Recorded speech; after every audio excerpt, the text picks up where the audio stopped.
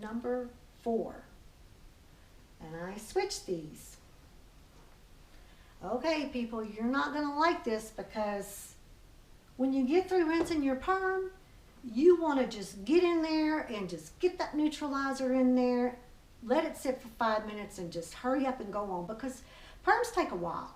If the hair is really holding on to the water and it's just real drippy and saturated, then yes, take your towel blot, but let that person sit under a low to medium, cool but not cold dryer.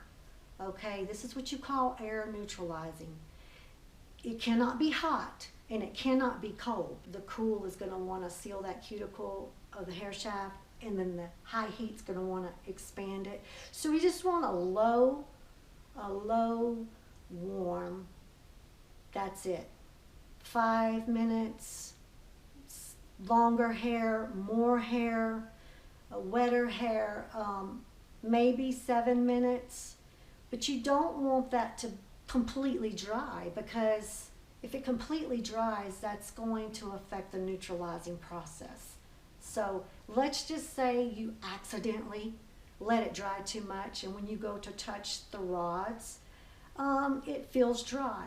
You're just going to take a water bottle, a misting water bottle, nothing but water, and just kind of mist it a little bit so it just feels a little damp before you neutralize. If you do lazy neutralizing, the results are going to be an inconsistent curl pattern.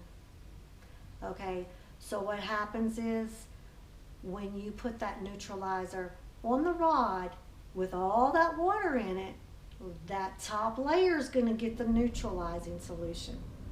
The interior layer, not so much.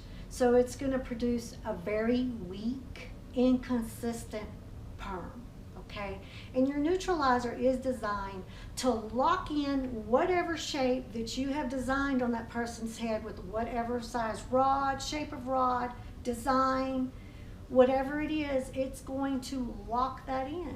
So if you have all this water disrupting that process and weakening that solution, it's going to result in a very unfavorable. You're going to have a curl pattern like this at the top, and then possibly in the middle like this, and then on the ends it could even possibly be board straight.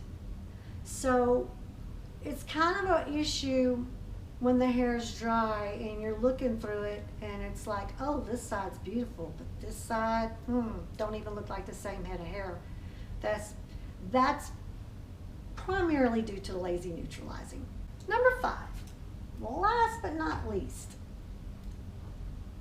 no post-treatment care. You have your pre-treat that's going to come after this, where you prepare the hair, you feel the porosity issues, and everything we spoke about. Now you have the curl, you've neutralized without the lazy part, and you have rinsed, neutralized, done everything, and you're like, okay, I'm going to take these rods out, and that's it. I'm going to maybe diffuse my client, and I'll explain that in a second. Or a lot of clients, they like to walk out with their head kind of wet after they get a perm, because they've been there for a while and they're ready to go. Okay, I don't like to let my clients leave wet, but if they insist on it, hey, it's their buck.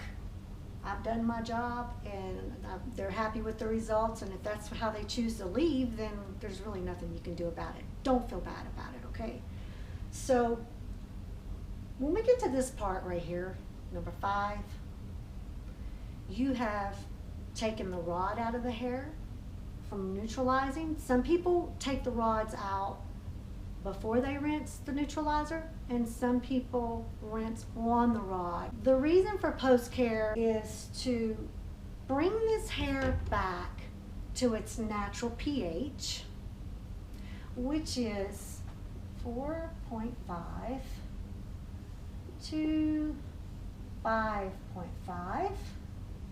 Not all neutralizers are going to bring the hair back to its natural pH level, which is 4.5, 5.5. There's a specific brand that I use it's called Acid Milk, an acid milk rinse, okay? And after the curls, the rods are taken out, I simply apply it like a cream rinse in my hand and work it through. I use a large wide tooth comb and I just comb it through gently, not to pull on the curls, and I let it sit for 3 to 5 minutes. It's going to neutralize those odors that are left on the skin and the hair. It's also going to bring that pH back down to where it's supposed to be, and it's going to seal the cuticle compact. When the cuticle is compact, it causes a reflection. So the hair is going to appear to be more shiny than if not, okay? So this is the hair strand. And like I said, I'm a horrible artist, but I'm just going to say this is the hair strand, okay? And then, you know, the cuticle is going to look like a fish scale. During the processing solution, those scales are standing up due to the high pH of the processing solution, okay? That's so it can go down into the second and third layer of the hair. Not everyone has 3 layers to the hair, so I'm going to say the second layer breaks down the amino acid bonds. It's like a chain link fence in here. So it just kind of loosens them up and dissolves it. And then whenever you do the neutralizer, you know, then this seals this back down, brings them back down. But whenever you use your post-care final rinse, there's some brands that call it cuticle sealer, post-perm treatment, post-chemical treatment. It's all designed to rebalance the pH back to the hair's natural acidic mantle and compact these cuticles on the hair so they're nice and flat. And when the sun hits it, it can reflect and cause shine. Because if sun comes in here, it's just going to go straight through. It has nothing to reflect off of. So that is all my knowledge of reasons that I've experienced over the years of permanent waves not really coming out like you expected. I hope you enjoyed this video. If you have any questions or comments, please put them below. This is strictly my professional opinion. If you need to add something, feel free to. You're not going to offend me. There's not one right way to do things. There's different ways to perm and wrap. But these 5 steps are essential to anyone that's providing a permanent wave service. Regardless if you agree with my techniques or not, this is simple chemistry. Please like and subscribe.